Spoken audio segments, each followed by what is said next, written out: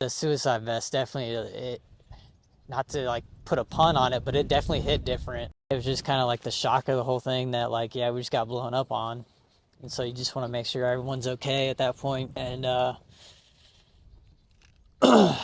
during like just my checks of getting the severely injured back to the not so severely injured, checking those guys out, one of my team leaders, I remember him was like, "Hey man, like you got hit," and I was just like, "Is it bleeding right now?" And he was like, "No, it doesn't look like it." And I was like, "Then, we just need to move on because I'm obviously not, I'm not that injured, right? Like, I'll get to me when I can.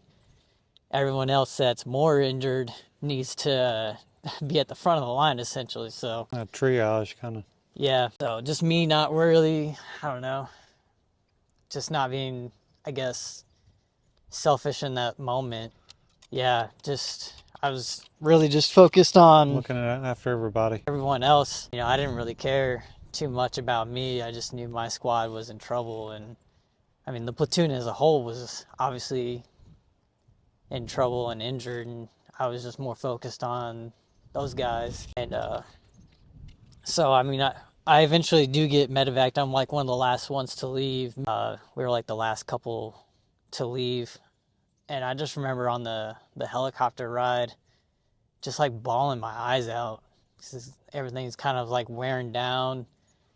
All the adrenaline, it was nuts, man. Like it could have felt like,